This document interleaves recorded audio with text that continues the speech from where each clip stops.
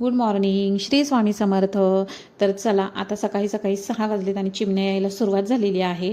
तर मी आज तुमच्यासाठी खास व्हिडिओ बनवला आहे. त्याकरता व्हिडिओ पाहायला अजिबात विसरू नका, कारण आता पावसाळा येतोय आणि ह्या सगळ्या पक्ष्यांची आपण कशी काय काळजी घ्यायची आपल्या बाल्कनीमध्ये येणाऱ्या पक्ष्यांची ते मी तुम्हाला सांगणारच आहे. तर व्हिडिओ कुठेही स्किप न करता पहा.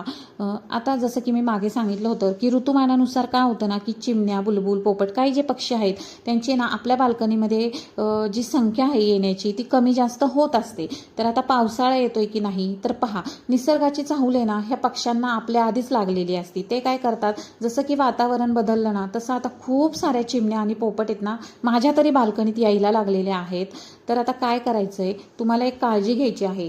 तुम्ही जर आहे ना फिडर लावला असेल या चिमण्यांसाठी, तर काय करायचंय, जर तुम्ही बाहेर फिडर लावला असेल, चिमण्या बाहेरच्या बाजूने येऊन त्या फिडरवर बसत असतील, खात असतील, तर तुम्ही ते फिडर काढा आणि तुमच्या बाल्कनीच्या आतील बाजूस लावा.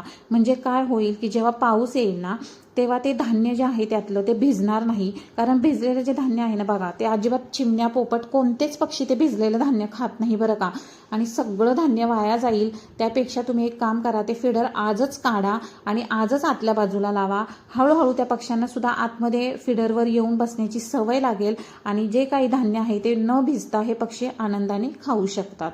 आता दुसरी टीप अशी आहे की समजा की तुमच्याकडे पोपट येत असतील, तर पोपट येत असतील तर काय करायचं आहे पहा. समजा तुम्ही पोपटांसाठी सुद्धा तुमच्या ग्रिलला, तुमचे जे बाल्कनीचं ग्रिल असेल ना त्याला सुद्धा तुम्ही जर असं फिडर लावला असेल ना, तर ते सुद्धा तुम्ही आतल्याच बाजूला लावायचं आहे बरं का. कारण ग्रिलमधून सुद्धा पाणी आतमध्ये येतं आणि मग ते सगळं, हे जे फिडर आहे बांबू फिडर, त्याच्यामध्ये तर बऱ्याच वेळा काय होतं, ते खोल असल्यामुळे ना त्याच्यामध्ये पावसाचं सगळं पाणी जातं आणि ते साठून राहतं आणि सगळं धान्य खराब होतं. त्यामुळे तुम्ही काय करा की ते फिडर सुद्धा तुम्ही आतल्या बाजूला लावा. म्हणजे ना पक्षी जे आहेत ना ते छान आतल्या बाजूला येतील आणि धान्य खातील आणि कोणतंही धान्य खराब होणार नाही. कारण आपण जे धान्य ठेवतो ते तरी बिचाऱ्यांच्या मुखात लागून द्या हो. पावसाने खराब होऊन टाकून देण्यापेक्षा हेच जर आपण थोडीशी काळजी घेतली तर हेच धान्य त्यांच्या मुखी जाईल.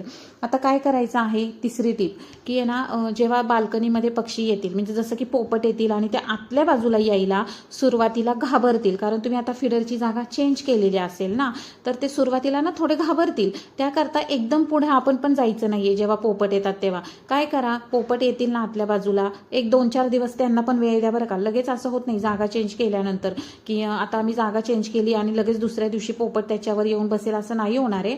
कारण आहे ना जेव्हा जागा चेंज करतो फिडरची तेव्हा त्याच्यावर सुद्धा बसण्यासाठी ते 2-4 दिवस ती वेळ घेत असतात. तर तुम्ही त्या फिडरवर बसण्यासाठी पोपटांना थोडे 4 दिवसाची वेळ द्या. त्यानंतर ते हळूहळू बाल्कनीत येतील तेव्हा तुम्ही शांतता ठेवा, सुरक्षित जागा ठेवा त्यांच्यासाठी.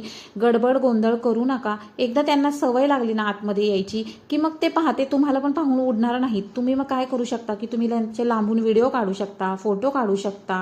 म्हणजे जे तुम्हाला आवड आहे ती पण तुम्ही तुमची आवड पण पूर्ण करू शकता. त्याकरता पक्ष्यांना सुद्धा थोडासा वेळ द्यावा लागतो. आणि बऱ्याच वेळा आता पावसाळ्यामध्ये ना बघा, सुरुवातीला तर गढूळ पाणी येतं. त्यामुळं काय करायचंय, पक्ष्यांसाठी पावसाळ्यात सुद्धा थोडंसं पाणी मातीच्या भांड्यामध्ये किंवा एखाद्या प्लॅस्टिकच्या भांड्यामध्ये तुम्ही थोडंसं एका कोपऱ्यामध्ये पाणी भरून ठेवा. कारण बिचारे जे पक्षी असतात ना त्यांना असं नाही हो, त्यांना सुद्धा पावसाळ्यात सुद्धा तहान लागती. त्यामुळे काय करायचं आहे की थोडंसं पाणी आहे ना सुरुवातीला, जोपर्यंत पावसाचं पाणी स्वच्छ होत नाही तोपर्यंत तुम्ही ह्या पक्ष्यांसाठी थोडंसं पाणी एका बाजूला भरून ठेवा.